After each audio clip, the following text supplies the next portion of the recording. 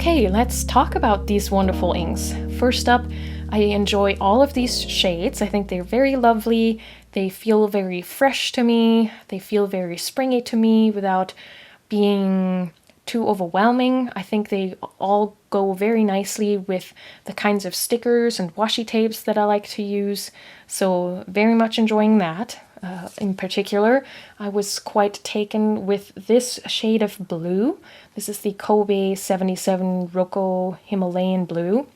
And I never thought I was gonna order myself a blue ink because blue ink is what we used in school. So I was a little worried that writing with blue ink would just remind me of schoolwork. But this is such a lovely pastel-y cyan color that it's quite different from the royal blue we used in school. So that's very, very nice. I paired it with my Pilot Kakuno with an extra fine nib, and I think that was a mistake.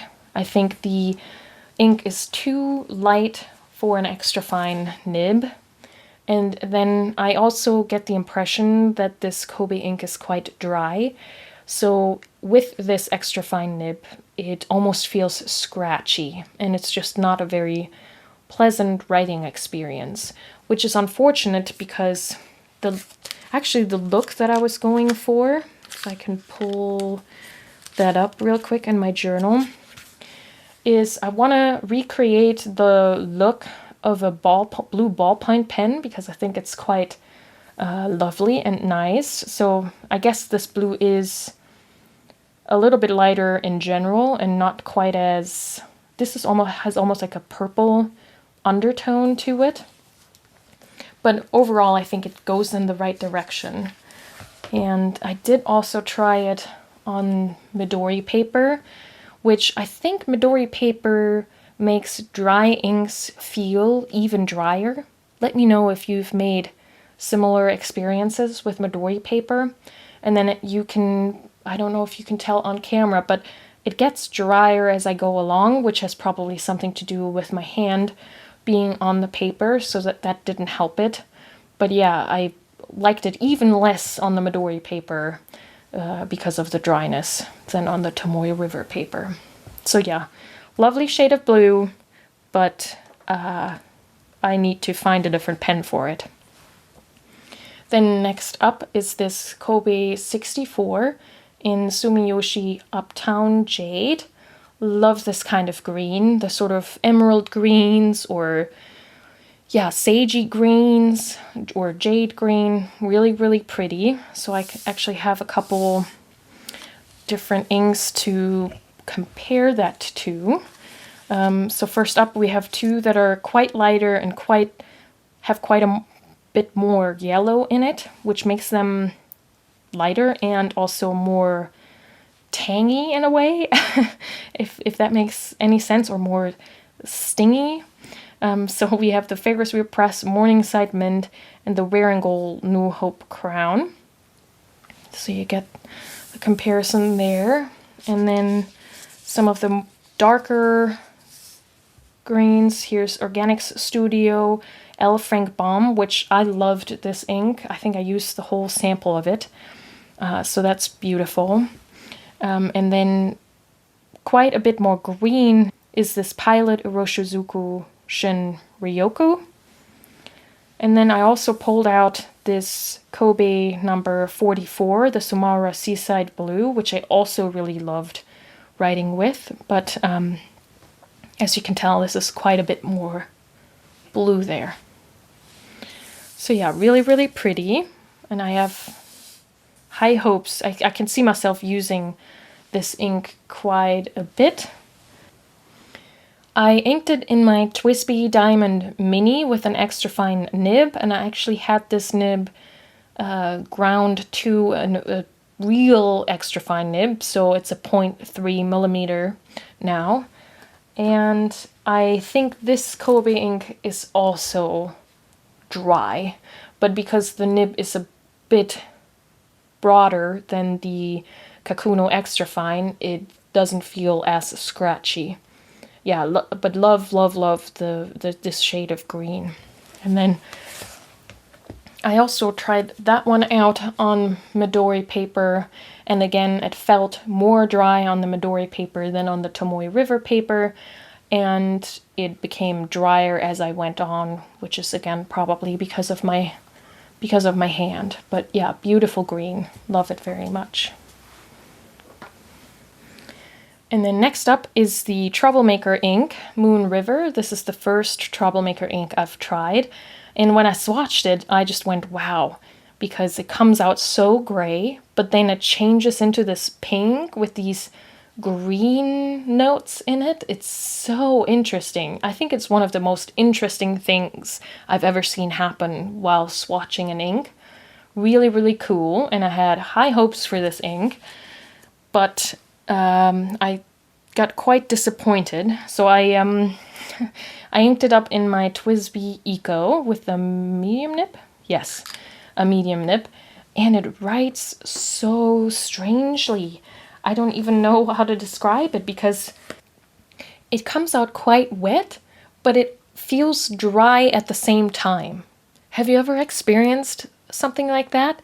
So it just feels like it doesn't quite know how to come out of the nib, but what does come out is quite watery. I don't know if that's a weird description, but yeah, let me know if you have ever experienced that with any ink or what your experience is with Troublemaker inks. I do like this so much. The color is so great, but yeah, it's just a very strange writing experience. I've also considered, because these two are also so dry, of ordering from Vanessa this, I think it's called something with lightning. It's a solution that you can add to inks to make them less dry, so I wonder if that would work with that. Let me know if you have any experience with that. And then just for funsies, we can maybe compare it with some other pink inks that I have tried so far, even though this is obviously very unique with that green in there, and then it sometimes sort of turns into this gray color here. But I pulled out Urbain Rouille d'encre, Colorverse Sea Europa, and Robert Oster's Australis Rose. And I do think the Australis Rose is the closest in the sort of pink shades, but this is a lot more muted, but again, then it has all that variety of color in there, so it's quite unique for sure. Okay, and then next up is Van Diemen's Blue Jay Crown, a very lovely, lovely purple. This is the kind of purple that I like. It's very much a lavender, like a dusky lavender, with quite a lovely blue tint to it. Really, really pretty. And then I inked it in my Kaweco Sport with a medium nib. I love this pen. This is my favorite color. I have actually tried putting a different nib in it because the medium is too thick for writing in all my small journals. But I can't get this nib out. I've tried all of the tips and all of the tutorials that I've seen on switching out Kaweco nibs, but this nib unit is so in there, I can't get it out. So I think this is a nice combo. I don't know how often I'll be able to use it because, again, it's so thick. But yeah, it's really beautiful. I love that dusty lavender. And yeah, it also is quite wet. It almost feels like writing with colored water. Yeah, it comes out quite wet. And then I only have one purple to compare it with, and that is the Kobe 56 Rokko. Oh my, Shichidanka. That's probably wrong. And this is quite more saturated, so I do love how dusky this is. I prefer this, I think. Yeah, there's that. And then last but not least, we have the Robert Oster Khaki color. This is just a very nice olive green, very well behaved, quite fun. I inked that one in my Jinhao X159, and this has a fine nib, yes. So yeah, that's a nice combo. I mean, the Robert Oster inks I find are so well behaved that you can pretty much ink that in any fountain pen and get quite good results. So yeah, really, really nice, really lovely. And I do have some inks to compare that with. Here we have the Ferris Wheel Press Goose Poupon and Ferris Wheel Press Queen and Castle. I think they're very similar, but I do think that the Robert Oster, in my experience, is the easiest one to use. I do quite love the Queen and Castle, but with that rose gold shimmer, you obviously have to be quite careful what pen you use with that. But yeah, I think that's quite nice. Apart from these new inks that I've ordered, I actually left 2 of my fountain pens inked up with what they were already inked up with. That's a quite redundant way of saying that. But in one of my TWSBIs, I have where is it? The Robert Oster Australis Rose. Let me move this up a little bit. And it's just a really lovely pink. It's very readable. It's not too bubblegum pink. So that's quite nice, I think. And then in my Lamy Safari, I have KWZ Honey. I think that color is just such a good all-rounder color for me. It just often goes with the decorations that I pick out and the color schemes that I love. So for me, that's a very, very versatile color. Yeah, and I quite like the shading.